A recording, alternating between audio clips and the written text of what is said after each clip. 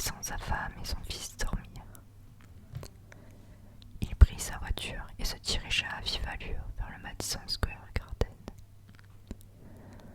House ne s'était pas trompé sur le monde que rencontra Cleaver en arrivant sur la scène de crime. Une quinzaine de personnes entouraient la scène, ce qui compliquait le travail des enquêteurs. Au loin, Cleaver observa M. Benson auprès des secours, avec un masque à oxygène.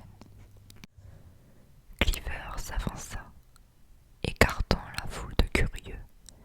Il serra la main du lieutenant House et commença son rituel d'enquête. House, alors que se passe-t-il ici?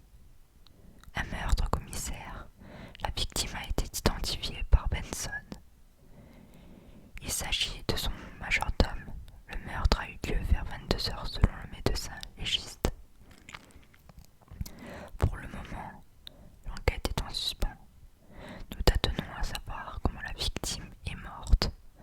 C'est un vrai carnage. Cleaver s'approcha de la voiture et jeta un coup d'œil par-dessus l'épaule du légiste. Des lambeaux de chair pendaient dans tout l'habitacle du véhicule. À première vue, la victime avait été égorgée.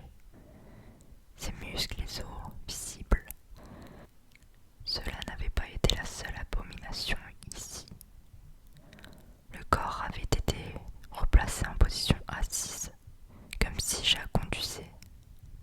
Le légiste entreprit la suite de son expertise. Il retira les lunettes de la victime.